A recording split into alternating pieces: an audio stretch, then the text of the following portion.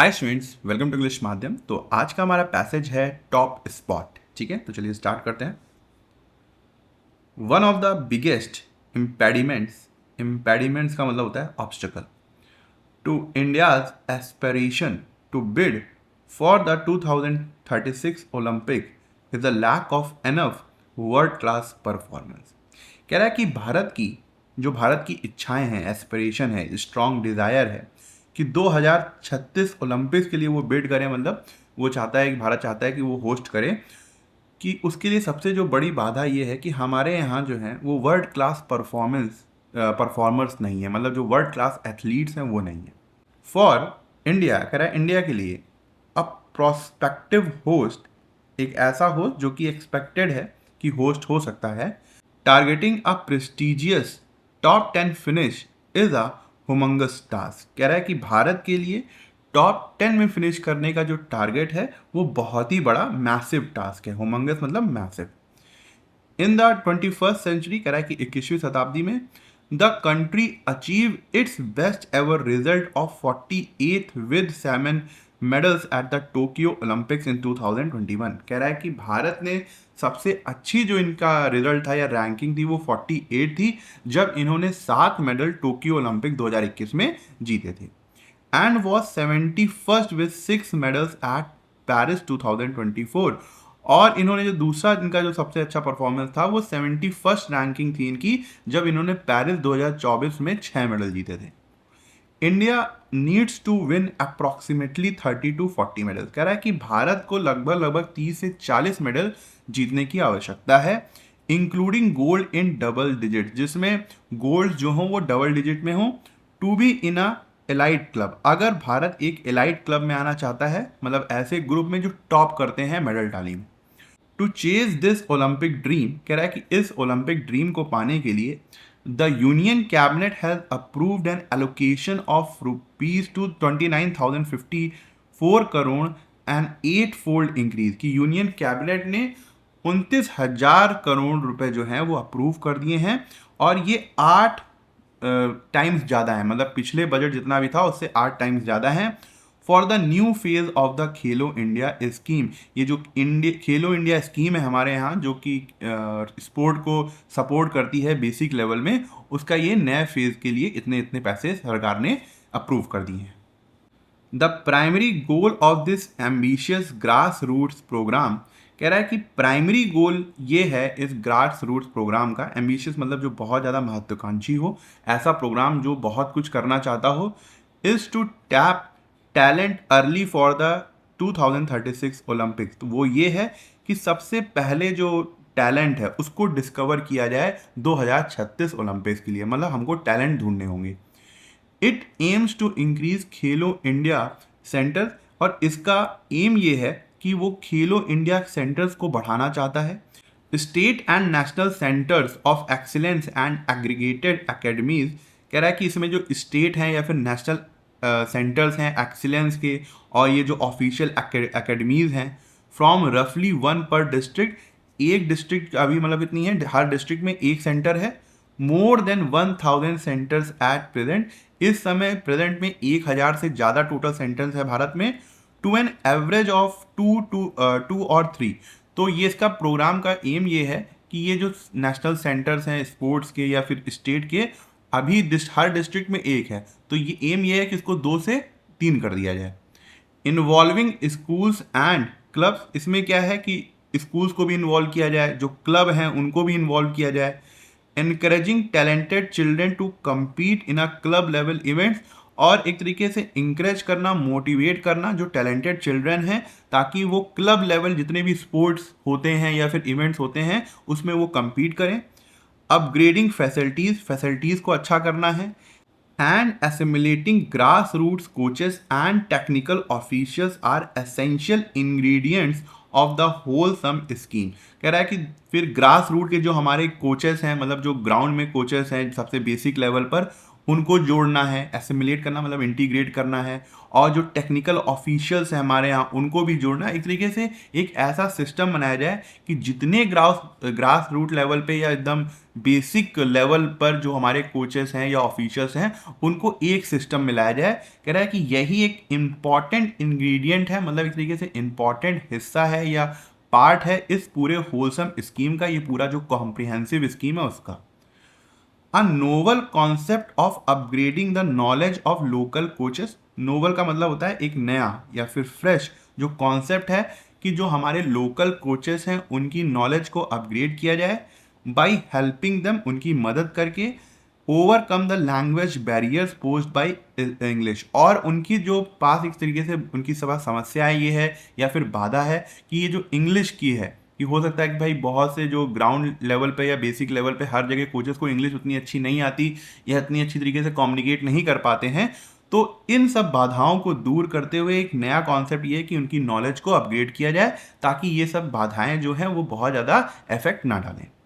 The formation of a national coach accreditation board to standardise coaching, और दूसरा ये चीज़ concept है कि एक नेशनल कोच एग्रीडेशन बोर्ड बनाया जाए। एग्रीडेशन का मतलब होता है एक ऑफिशियल बोर्ड बनाया जाए जिससे जो कोचिंग है, जो कोचिंग का मेथड है या जो ग्रास रूट लेवल है हमारे कोचेस हैं उन सबके जो स्टैंडर्ड हैं उसको सेम कर दिया जाए, मतलब एक ही तरीके से लोगों को सिखाया जाए। ऐसा ना हो कि यूपी में सिखाने का तरीका या पूरा जो मेथड है वो अलग है, उत्तराखंड में अलग है, केरल में अलग है, तो एक जैसा हो पूरे देश में। And better utilisation of physical education teachers, और जो हमारे यहाँ के फिजिकल एजुकेशन के टीचर्स हैं उनका सही तरीके से उपयोग किया जाए। Are expected to impart correct training at the basic level, कह रहा है कि उससे ये एक्सपेक्टेड होगा कि वो एक जो करेक्ट ट्रेनिंग है, जो सही से कैसी ट्रेनिंग देनी है, कैसे सिखाना है, उसे बेसिक लेवल में दिया जा सके। इम्पार्ट का मतलब होता है प्रोवाइड किया जा सके। In sync with the national education policy, कह रहा है कि नेशनल एजुकेशन के पॉलिसी के तहत ही the Khelo India feeder schools मतलब होते हैं जो फाउंडेशनल स्कूल्स होते हैं जहाँ पे फाउंडेशन रखी जाती है किसी चीज़ को, तो जो ये खेलो इंडिया के फीडर स्कूल हैं एंड खेलो इंडिया उत्कृष्ट विद्यालय हैं, ये जो पूरे स्टेप सरकार ने लिए हैं, are design to integrate education and sports, इसको इस तरीके से डिज़ाइन किया गया है ताकि हम एजुकेशन और स्पोर्ट्स को दोनों को ही इंटीग्रेट कर सकें, जोड़ सकें, मतलब बेसिक लेवल में ही हम बच्चों को एजुकेशन भी दें और साथ ही साथ स्पोर्ट्स की ट्रेनिंग भी दें। The existing Khelo India athletes programme, कह रहा है कि अभी हमारे यहाँ जो खेलो इंडिया एथलीट्स प्रोग्राम है विद 2904 एथलीट्स, जिसमें 2904 एथलीट्स हैं, and the new emerging Khelo India athletes initiatives, और जो एक नई मतलब इमर्जिंग जो उभरती हुई खेलो इंडिया एथलीट्स की जो स्टेप्स उठाए जा रहे हैं सरकार द्वारा, aim to expand the talent pool, तो उसका ये एम है कि हमारे यहाँ जो टैलेंट पूल है, मतलब जो टैलेंट की भरमार है उसको बढ़ाया जा सके, और कितना किया जाए 28,000 एथलीट्स तक किया जा सके। टैलेंट आइडेंटिफिकेशन, टैलेंट को आइडेंटिफाई करना, पहचानना। Digitisation of the sports ecosystem, और ये पूरा जो स्पोर्ट्स इकोसिस्टम है उसको डिजिटाइज करना, मतलब उसको पूरी डिजिटल पूरा फॉर्मेट में लेके आना। To maintain data on every athlete, ताकि सारे एथलीट का एक डिजिटल डेटा बनाया जा सके, उसको मेंटेन किया जा सके। And a bottom to top communication channel, और बेसिक से लेके टॉप लेवल तक का जो कम्युनिकेशन चैनल है, मतलब पूरा सिस्टम जुड़ा होना चाहिए कि हमें हमारे पास बेसिक से लेके टॉप तक पूरी इंफॉर्मेशन का जो फ्लो है बहुत आसानी से होना चाहिए।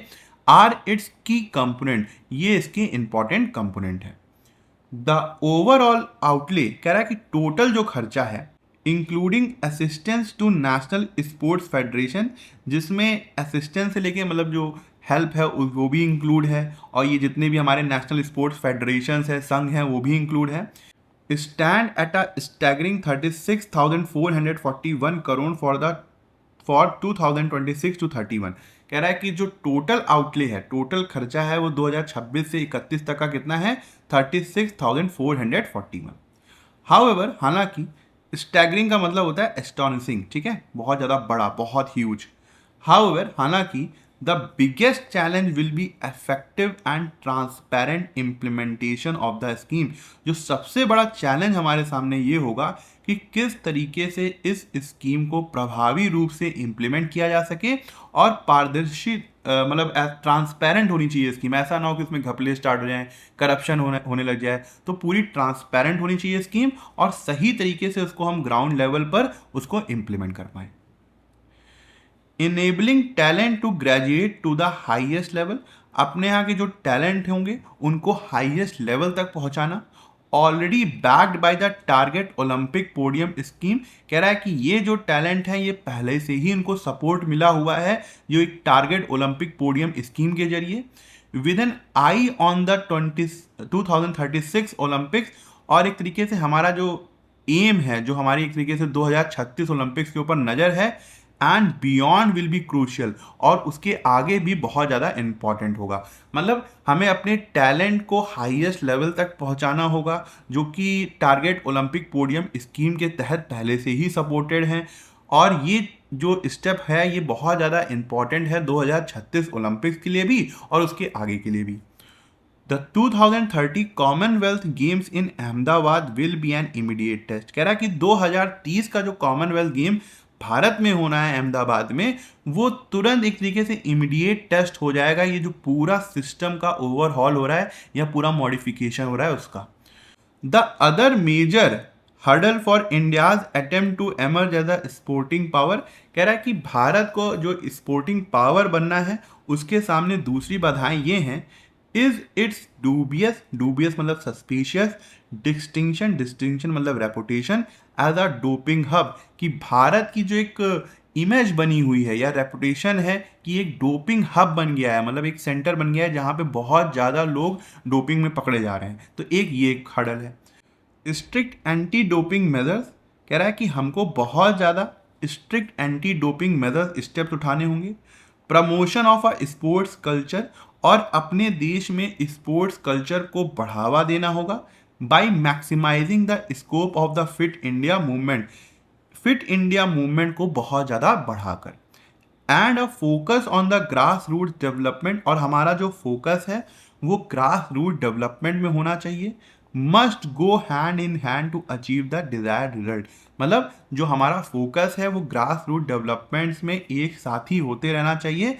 अगर हमको ये जो जितने भी रिजल्ट हैं कि हमें अपने जो मेडल हैं 30 से 40 करने होंगे, गोल्ड मेडल को डबल डिजिट में लाना होगा और 2036 के लिए होस्टिंग के अपना दाव जो रखना होगा, तो अगर हमें ये डिजायर्ड रिजल्ट चाहिए तो हमें अपनी ग्रास रूट डेवलपमेंट में काफ़ी ज़्यादा फोकस करना होगा। ठीक है।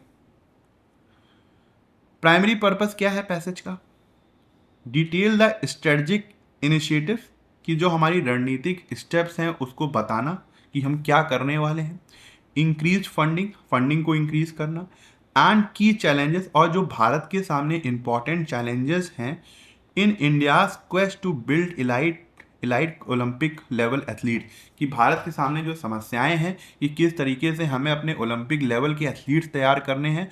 तो उस पैसेज में ये बताया गया है कि क्या क्या इनिशिएटिव्स हैं, कितना ज़्यादा फंडिंग इंक्रीज हुई है और क्या क्या चैलेंजेस है। तो ये पूरी तरीके से पैसेज का जो प्राइमरी पर्पस उसको बता रहा है। तो यही आंसर होना चाहिए। Prove that language barriers among local coaches are the main cause of India's poor performance at recent Olympic Games. ऐसा कहीं नहीं बताया गया। Expose systematic corruption within national sports federation and advocate for privatised athlete management system. कह रहा है कि जो नेशनल स्पोर्ट्स फेडरेशन में करप्शन है उसको एक्सपोज करना, ऐसा कहीं नहीं बताया गया। Criticise the national sports federation for failing to standardise coaching centre. मतलब क्रिटिसाइज किया है नेशनल स्पोर्ट्स फेडरेशन को क्योंकि वो फेल हो गए हैं कोचिंग के स्टैंडर्ड को स्टैंडर्डाइज करने में, ऐसा भी नहीं बताया गया है। तो ये जो है हमारा करेक्ट आंसर है। The author's attitude towards India's Olympic ambition and expanded Khelo India scheme are best can be described as.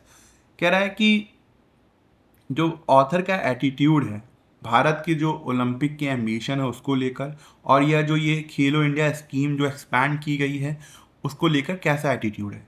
Cynical है, डाउटफुल है, डिसमिसिव है मतलब पूरी तरीके से रिजेक्ट कर दिया है, नहीं। प्रैग्मेटिक है मतलब प्रैक्टिकल है, और साथ ही साथ सपोर्टिव है, फेवर में है। ठीक है।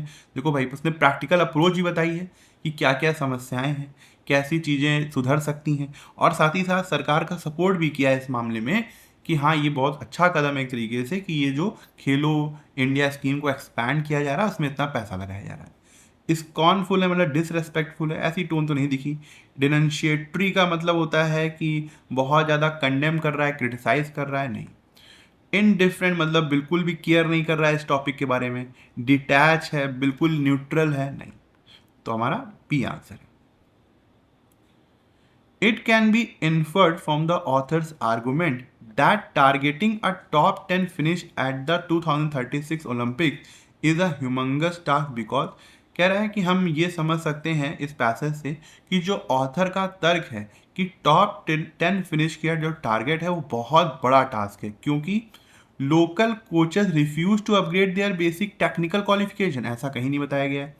Physical education teachers are excluded from national sports policy, नहीं, किसी तरीके से ये नहीं बताया गया है कि फिजिकल एजुकेशन के जो टीचर हैं उनको एक्सक्लूड कर दिया गया है, बाहर कर दिया गया है नेशनल स्पोर्ट पॉलिसी से। International sports federation have capped athlete registration limits, कह रहा है कि जो इंटरनेशनल स्पोर्ट्स फेडरेशन है एक तरीके से उसने लिमिट लगा दी है एथलीट के जो रजिस्ट्रेशन है उसमें, ऐसा भी नहीं है। Past Olympic performance fall for far short of the required medal tally, हाँ जो हमारी ओलंपिक की परफॉर्मेंस रही है पहले की, 7 मेडल, 6 मेडल, 4 मेडल, 3 मेडल, अब कितना चाहना है हमको लाना है 30 से 40 जिसमें डबल डिजिट में गोल्ड हो, तो इतनी खराब परफॉर्मेंस रही है कि ये जो टास्क है ये बहुत बड़ा टास्क है इसी वजह से। तो डी हमारा आंसर है। What are the key initiatives designed to standardize coaching and integrate education with sports under the upgraded scheme, and what outcome do they aim to achieve? कह रहा है कि क्या इंपॉर्टेंट स्टेप्स उठाए गए हैं कोचिंग को स्टैंडर्डाइज करने के लिए, एजुकेशन स्पोर्ट्स को एक साथ जोड़ने के लिए इस अपग्रेडेड स्कीम में, और इसके क्या आउटकम है या फिर वो क्या आउटकम अचीव करना चाहते हैं। Requiring high English proficiency scores, high high proficiency score को पाना, ऐसा नहीं है। फ्रॉम फिजिकल एजुकेशन टीचर्स मतलब उनको ये रिक्वायरमेंट होगी कि वो उनकी जो इंग्लिश का प्रोफिशिएंसी स्कोर हो बहुत ज़्यादा हाई हो, तो ऐसा कहीं बात ही नहीं हुई है। Replacing existing physical education teachers in district academies with national coaches, physical education teachers को रिप्लेस कर देना नेशनल कोचेस से, ऐसा भी कहीं नहीं पढ़ा हम लोगों ने। establishing a national aggregation boards and overcoming language barriers to impart correct foundational training to local athletes, हाँ एक तरीके से नेशनल एग्रीडेशन बोर्ड्स को इस्टेब्लिश करना और जो लोकल लेवल में लैंग्वेज की बाधाएं हैं उसको दूर करना, ताकि हम लोकल एथलीट्स को लोकल लेवल पर एक सही ट्रेनिंग उनको दे सकें। तो सी हमारा करेक्ट आंसर है। The phrase an immediate test is used to describe how 2030 Commonwealth Games in Ahmedabad will, ये एन इमीडिएट टेस्ट का क्या मतलब एक तरीके से पूछ रहा है वो, ये यही मतलब था कि 2030 में जो हमारे यहाँ कॉमनवेल्थ गेम्स होने हैं उससे हमें पता चल जाएगा कि किस तरीके से हमारा जो मॉडिफिकेशन है या फिर हम जो अपनी स्कीम को एक्सपैंड कर रहे हैं या सरकार जो इतना पैसा लगा रही है वो किस हद तक सक्सेसफुल रहा 2036 से पहले। Measure the practical success of India newly upgraded grass roots sports ecosystem, हाँ ये तरीके से ये स्टेप होगा, एक तरीका होगा कि हमें पता चल पाएगा कि भारत का जो newly upgraded grass root sports system है वो कितना ज़्यादा सक्सेस रहा। ये हमारा करेक्ट आंसर है। ये आज का क्लोज टेस्ट है, ठीक है। Rivers are held as goddesses, कह रहा है कि जो हमारे यहाँ नदियाँ हैं उनको गॉडेसेस की तरह माना जाता है। With the power to dash one sin, जिनके पास इतनी पावर होती है कि वो हमारे पापों को धुल सकती हैं। Starting with the Ganga, revering our rivers is an ancient practice dating back aeons, कह रहा है कि अगर हम गंगा की बात करें तो हमारे यहाँ मतलब रिवर्स को हमेशा से ही रिस्पेक्ट दी गई है, जब से समय स्टार्ट हुआ है तभी से। Kaveri the sacred river that flows toward the south, कह रहा है कि जो कावेरी जो कि बहुत पवित्र नदी है जो साउथ की तरफ बहती है, इज हेल्ड हैज दक्षिण गंगा, उसको दक्षिण गंगा के नाम से जाना जाता है। विद ओवर 60 करोड़ स्ट्रीम्स, कह रहा है कि 60 करोड़ से ज़्यादा धाराएं हैं। Kaveri is more than an agriculture lifeline, 60 crore से ज़्यादा धाराएं हैं स्ट्रीम्स है कावेरी नदी, पता नहीं। सेड पी स्वामीनाथन, ऐसा स्वामीनाथन जी का कहना है। Says Vashishtha told Ram that if one dash in the Kaveri, says Vashishtha ने, मतलब जो महर्षि वशिष्ठ थे, उन्होंने राम से कहा था कि अगर हम कावेरी में one since will be washed away, मतलब कावेरी में डुबकी लगा लेंगे तो हमारे जो पाप हैं वो धुल जाएंगे। Spiritual literature records that Rama bath in the Kaveri after defeating Ravana in the Lanka war. कह रहा है कि स्पिरिचुअल लिटरेचर ये बताते हैं कि जो राम थे उन्होंने कावेरी नदी में स्नान किया था जब उन्होंने रावण को लंका वॉर में हरा दिया था। And on that day the Kaveri was dash swollen, मतलब जो कावेरी नदी का पानी था वो बहुत ज़्यादा बढ़ गया था। Perukku is a Tamil word denoting abundance और सेलिंग। कह रहा है कि पेरुक्कू एक तमिल वर्ड है जिसका मतलब अबंडेंस है, मतलब बहुत ज़्यादा मात्रा में, और सेलिंग है। And the celebration of Aadi Perukku along the banks of the Kaveri Thamirabarani and Thenpennai on the 80th day of the Tamil. और कह रहा है कि ये जो अड़ी पेरुका जो कावेरी बैंक के पास सेलिब्रेट किया जाता है, या फिर तमिराभरणी एंड थिनपन्नई 18th डे के ऑफ द तमिल मंथ, मतलब तमिल का जो मंथ है उसमें 18वें दिन में ऐसा होता है। और वो मंथ किसका होता है? आड़ी का। Find mention in the records on Karikalan. कह रहा है कि ये सब जितना भी डेटा है ये करिकलन के रिकॉर्ड्स में मिलता है। द फेम्ड चोला रूलर, जो कि बहुत ही ज़्यादा प्रसिद्ध एक चोला रूलर थे। One may ask what the significance of celebrating Perukku on the 80th day of the Tamil month is. कह रहा है कि हम अपने आप से ये पूछ सकते हैं कि क्या इंपॉर्टेंस है ये जो पेरुक्कू फेस्टिवल सेलिब्रेट किया जाता है हर तमिल के 18वें महीने में। While Hindu festivals are largely celebrated based dash the star. कह रहा है कि जबकि जो हिंदू फेस्टिवल्स हैं ये ज़्यादातर जो सेलिब्रेट होते हैं वो स्टार्स की पोजीशन के हिसाब से होते होंगे, ये मीनिंग आ रहा है। The number 18 is spiritually very significant. कह रहा है कि ये जो 18वां नंबर है ये आध्यात्म के रूप से बहुत ज़्यादा इंपॉर्टेंट है, इंपॉर्टेंस रखता है। The Mahabharata war was raged for 18 days. कह रहा है कि ये जो महाभारत का युद्ध था वो 18 दिन तक लड़ा गया था। It is stated that the war began on the first day of Aadi. कह रहा है कि ऐसा बताया गया है कि जो वॉर था वो आड़ी के पहले दिन में स्टार्ट हुआ था and ended on the 80th day, और 18वें दिन में खत्म हुआ था। The Pandava also bathed in the Kaveri on the 80th day of Aadi. कह रहा है कि जो पांडव थे उन्होंने भी स्नान लिया था इस कावेरी नदी में 18वें दिन, to wash away the sense of killing in the name of war, ताकि वो अपना पाप धुल सकें जो कि उन्होंने वॉर में लोगों को मारा था उसके लिए। The Bhagavad Gita lord Krishna direct discourse to Arjun. कह रहा है कि भगवद गीता में जो भगवान कृष्ण ने अर्जुन को एक तरीके से जो भाषण दिया था पूरा, कंटेन्स 18 चैप्टर, उसमें टोटल कितने हैं? 18 चैप्टर हैं। The traditional list of main Siddhars spiritual saints and mystic. कह रहा है कि जो ट्रेडिशनल लिस्ट है जो हमारे महर्षि गुरु थे उनकी, उसमें भी 18 नाम है जिसमें इंक्लूड है Tirumular, Agastya, Patanjali and Dhanvantari among others, who were dash repositories of abundant knowledge, जिनके पास बहुत ज़्यादा नॉलेज थी। Adiperukku also signals abundance. कह रहा है अड़ीपरक्कू भी अबंडेंस को ही दर्शाता है। द रिवर ओरिजिनेटिंग इन कोडागू। कह रहा है कि ये जो रिवर है ये कोडागू से ओरिजिनेट होती है। Is revered as an aspect of Parvati, जिनको पार्वती के एक तरीके से स्वरूप मानकर ही उसको रेस्पेक्ट दी जाती है। Held has his beloved sister by Vishnu, और ऐसा माना जाता है कि ये विष्णु की सबसे ज़्यादा चहीती या प्यारी सिस्टर थी। Ranganatha the archa murti of Vishnu in Srirangam. कह रहा है कि ये जो रंगंथा है जो कि एक मूर्ति है विष्णु की इन श्रीगम में, श्री रनगम में, participates in the celebration of आड़ी पिरुक्कू, वो भी लाई जाती है, सेलिब्रेट पार्टिसिपेट होती है आड़ी पिरुक्कू का जब सेलिब्रेशन होता है, by visiting the river and bearing gift for Kaveri, और उसमें उसके पास बहुत से गिफ्ट भी होते हैं उस कावेरी नदी के लिए, कोई फेस्टिवल होता होगा। Aadi Perukku is no less than a celestial celebration. कह रहा है कि आड़ी पिरुक्कू का जो फेस्टिवल है वो ऐसा लगता है कि एक डिवाइन सेलिब्रेशन है जो कि हेवन में हो रहा है। यहाँ हमको सिनोनिम बताना है नेगेट का।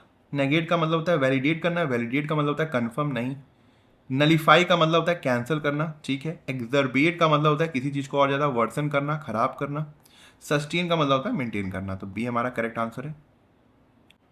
इसमें हमें करेक्ट प्रेजेंट टेंस की वर्ब डालनी है।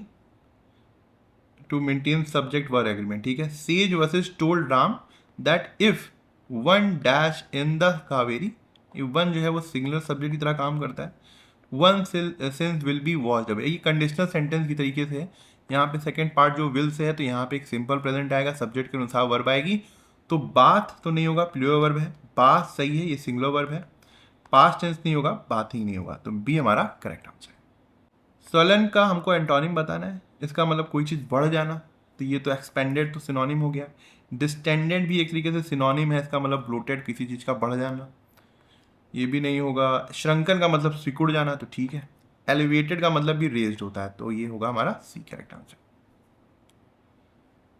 Are largely celebrated based dash the star, ये जितने भी हिंदू फेस्टिवल्स होते हैं वो किसके ऊपर बेस्ड होते हैं, वो स्टार्स के ऊपर बेस्ड होते हैं। तो बेस्ड इन द स्टार्स नहीं होगा, बेस्ड ऑन द स्टार्स होगा, मतलब स्टार्स के ऊपर जो हमारी जो पोजीशन होती है स्टार्स की, उसके ऊपर जो फेस्टिवल्स होते हैं बेस्ड होते हैं। तो इन नहीं होगा, विद नहीं होगा, ऑन सही है, बेस्ड ऑन, फॉर का कोई मतलब नहीं। ई में फिल करना है हमें रिपोजिटरीज जैसा word, choose the most appropriate meaning of the word repositories. Repositories का मतलब होता है जिनके पास बहुत ज़्यादा ज्ञान इकट्ठा है, मतलब कोई चीज़ बहुत ज़्यादा, एक तरीके से स्टोरेज इसका मीनिंग होता है। तो स्टोर हाउसेस ठीक है, पाइनियर्स मतलब बिगनर्स, कंज्यूमर्स नहीं, एडवर्सरीज मतलब जो हमारे दुश्मन है नहीं, तो ये हमारा करेक्ट आंसर है। ये है आज का पहला नंबर, एक बार खुद से ट्राई करो, फिर स्टार्ट करते हैं। पहले सेकंड वाला पहला वाला ऑप्शन चेक करते हैं कि सेकंड से स्टार्ट हो रहा है। The beach house located inside Queen Mary's college in Chennai has been demolished, कह रहा है कि एक बीच हाउस था जो कि क्वीन मैरी कॉलेज के अंदर था, वो पूरी तरीके से तबाह कर दिया गया। ठीक है, एक टॉपिक तो स्टार्ट हुआ कि बीच हाउस जो है वो डिमोलिश कर दिया गया। वन को देख लेते हैं। बीच house and it's neighbour, it's किसके लिए यूज हुआ है, चलो बीच हाउस के लिए यूज हुआ है। एंड शंकर्स अय्यर्स बंगलो, और जो शंकर अय्यर का बंगला था, of which very little is known, जिसके बारे में बहुत कम पता है, came up late in the 1800 या 1800 शताब्दी में बनाए गए होंगे। They were built in the style sympathetic to to of their neighbour, मतलब एक ही जैसा इनका स्टाइल था। The older capers house to the north, जो ओल्डर कैपर हाउस था वो नॉर्थ में स्थित था, और जो डीजीपी ऑफिस था वो साउथ में था। ठीक है, मगर यहाँ पे ये बीच हाउस को थोड़ा सा एक्सपेंड किया गया है कि क्या क्या कैसा था, ये टॉपिक को तो स्टार्ट नहीं कर रहा है, अभी वन के साथ तो नहीं जाते हैं। टू तो स्टार्ट हम लोग देख ही चुके, हो सकता है। फोर देख लेते हैं। The colonial style bungalow with wooden balconies a Gable, एक गेबल एक तरीके से स्टाइल होता है जिसमें कॉलम लगाए जाते हैं ट्रैंगुलर के हिसाब से। आप लार्ज पोर्टिको, पोर्टिको मतलब इस तरीके से इस तरीके से छज्जा होता है, ठीक है, यहाँ पे कॉलम दिए होते हैं, इस तरीके से होता है, बाहर घर के निकला होता है। And Madras style roofing was demolished a month or so ago to make a way for what is claimed will be a world class auditorium, कह रहा है कि वो जो गिराया गया है, डिमोलिश किया गया है, उसकी पूरी एक तरीके से डिटेलिंग बताई गई है कि क्या क्या था, कैसा था पूरा उसका स्ट्रक्चर, और उसको डिमोलिश इसलिए किया गया है कि ये कहा जा रहा है कि एक वर्ल्ड क्लास ऑडिटोरियम बनाएंगे उसकी जगह। With that we have lost a building that had a direct connect with the freedom struggle, कह रहा है कि इसके साथ हमने एक ऐसी बिल्डिंग को खो दिया है जिसका डायरेक्ट कनेक्शन था फ्रीडम स्ट्रगल के। ठीक है, फोर्थ तो स्टार्ट नहीं करेंगे, तो टू से स्टार्ट करना ज़्यादा सही होगा। ठीक है, कि ये जो बीच हाउस है जो कि क्वीन मैरी के कॉलेज के अंदर था वो डिमोलिश कर दिया गया है। टू के बाद या तो ऑप्शन होना चाहिए फोर या तो फिर वन। देखो वन में बताया गया है जो बीच हाउस था उसका जो नेबर था वो शंकर अय्यर का बंगला था, जिसके बारे में बहुत कम पता है, जो कि 1800 में बनाया गया था, और इनकी जो स्टाइल थी वो लगभग लगभग सिमिलर थी। ठीक है, यहाँ पे ये देखो जो बंगला गिरा है उसकी कैरेक्टरिस्टिक के बारे में बताया गया है कि वुडन बालकनीज थी, गेबल था, उसमें पोर्टिको लार्ज था, बड़ा एक छज्जे वाला एरिया था, मद्रास स्टाइल की रूफिंग थी उसमें, जो कि 1 महीने पहले गिरा दिया गया, और इस बात के लिए गिरा दिया गया कि वहाँ पे एक ऑडिटोरियम बनाएंगे। कह रहा है कि इसी के साथ हमने एक ऐसी बिल्डिंग खोदी जिसका डायरेक्ट कनेक्शन था फ्रीडम स्ट्रगल से। तो नहीं लग रहा कि टू में जिस बिल्डिंग के बारे में बताया गया, न्यूज़ दी गई कि वो गिरा दिया गया, तो उसी के क्या कहते हैं और ज़्यादा उसकी डिटेल बताएगी कि क्या क्या कैसी बालकनीज थी, किस तरीके का स्ट्रक्चर था, तो हम फोर के साथ जाना सही रहेगा, है ना। और उसके बाद यह बता रहा है कि ये जो बीच हाउस था और उसका जो नेबर था, इनकी जो स्टाइल थी वो एक ही जैसी थी और ये 18वीं शताब्दी में बनाए गए थे। ठीक है। और उसके बाद थर्ड हो सकता है कि beach house itself was the residence of Shri Subramaniam Iyer. How the two bungalows became part of the QMC campus I have not yet found. तो 2413 जो है हमारा आंसर होना चाहिए। ठीक है, तो ठीक है, आज का लेक्चर यहीं ख़त्म करते हैं। आई होप आपको कुछ सीखने को मिला होगा, और आप कमेंट सेक्शन में ज़रूर बताइएगा कि आपको आज का लेक्चर कैसा लगा और आपको क्या सीखने को मिला। अगर आप मुझसे इंग्लिश ग्रामर पढ़ना चाहते हैं तो आप हमारा ऐप इंग्लिश माध्यम प्ले स्टोर से डाउनलोड कर सकते हैं। ऐप ओपन करते ही आपके सामने होम स्क्रीन आएगी, वहाँ पे आपको 5 ऑप्शन मिलेंगे, मेन, लाइब्रेरी, फीड, लेक्चर, पास। लेक्चर में क्लिक करते ही आपके सामने 2 वर्जन आएंगे, फ्री और पेड। पेड में क्लिक करते ही आपके सामने इंग्लिश ग्रामर का एक सेक्शन आएगा, जहाँ पे मैंने इंग्लिश एसएससी के लिए बहुत ही डिटेल में बताया हुआ है और बहुत ही सिंपल लैंग्वेज में बताया है, जो कि आपके कॉन्सेप्ट्स को और अच्छा करेगा और आपको अच्छे मार्क्स लाने में हेल्प करेगा। तब तक के लिए प्रैक्टिस करते रहिए। Thank you so much for watching this video.